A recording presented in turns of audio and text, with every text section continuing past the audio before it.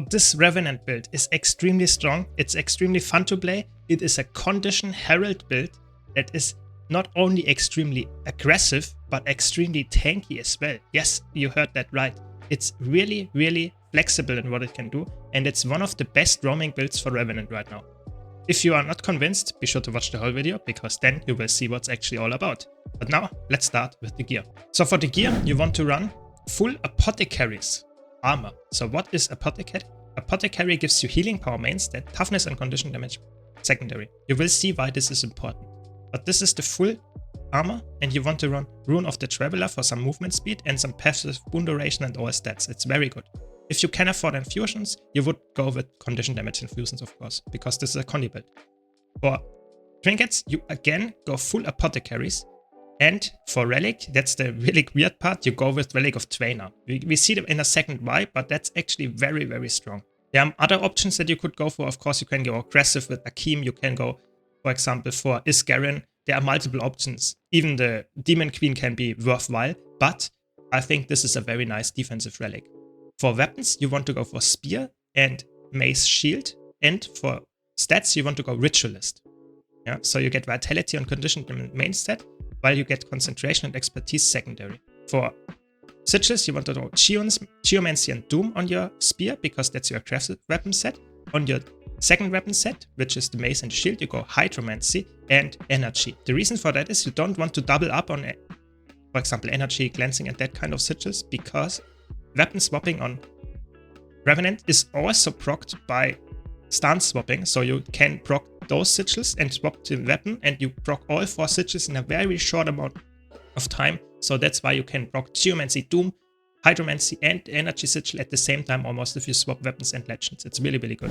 So for consumables, you want to go with the Peppered Cured Meat Flatbreads, because they will give you condition damage and expertise, of course, very nice for the damage, but also minus 10% incoming damage. Really, really nice. If you can't afford the Ascended version, you would go with Toy Cake.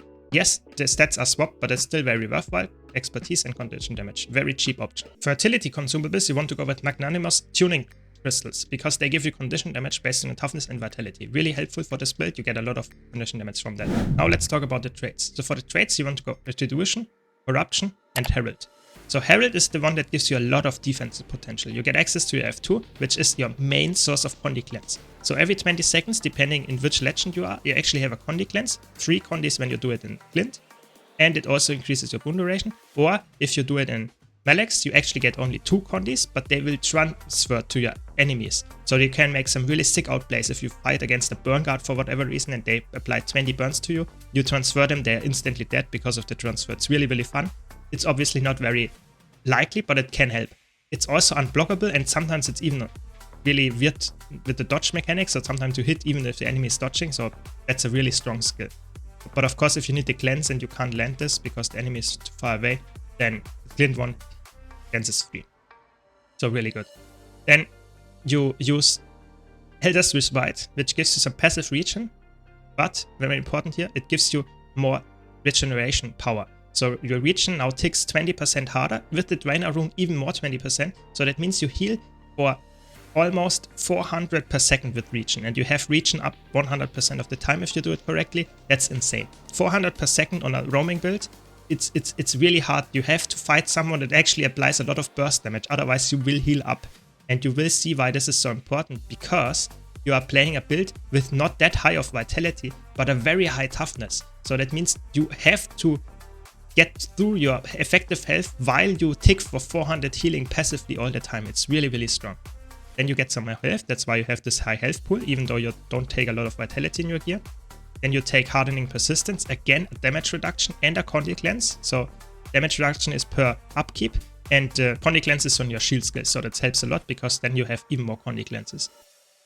Then you get some more concentration and more damage. That's not that important, but more important that you get Draconic Echoes, so that when you use your facet skills, your flip over skills, you get it passively proccing again. That's mostly important for the healing skill, because that means even if you proc it, the regeneration will still get 1-2 more ticks or so. Yeah, so that's really helpful that you get regeneration going even when you swap legend, when you use this, so that you can easily upkeep the regen. Especially if you then extend it again with the Glint thing, you can upkeep it very easily. Then let's talk about Retribution. That's your very aggressive but also very defensive trade line. It's really overpowered. It gives you passive endurance vision, really broken. It gives you passive vigor, almost 80% uptime because you will always evade some kind of attacks. So it's really, really good.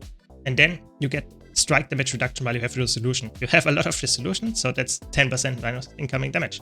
Gain resolution when you invoke a legend. So when you swap legends, you get 4 seconds of resolution. You should legend swap on cooldown mostly. So that's already a, let's say, 44% uptime. It's really, really good. Then gain resolution after you dodge. So whenever you dodge, you get resolution and you get minus 10% incoming damage for the next 2.5 seconds. It's really broken this trade. It's extremely strong. And then you get vicious reprisal. While you have resolution, all damage dealt is increased. So 10% increased damage, and you gain might while you strike force. So every second that you have resolution and you strike force, which you should do, of course, you get 1 stack of might. It's long lasting because you have boon duration, and the resolution granted to you lasts longer. So that means you have a lot of resolution uptime, a lot of might that you generate for this. This build is easily capable of getting to 25 might in a fight and still getting the amount of defensive. This is actually really crazy how much boons this build can put out and is still that defensive while still being so aggressive. It's really crazy.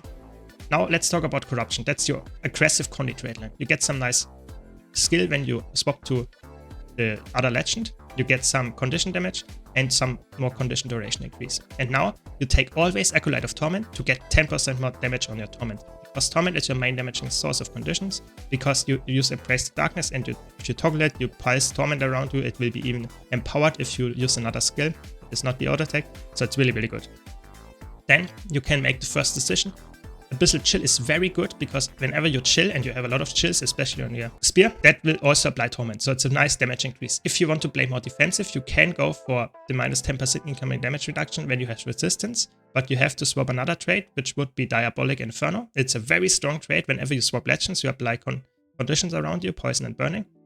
That's really, really good. A very aggressive option. If you don't want that, you can swap those 2 traits to those 2, so go 1 down.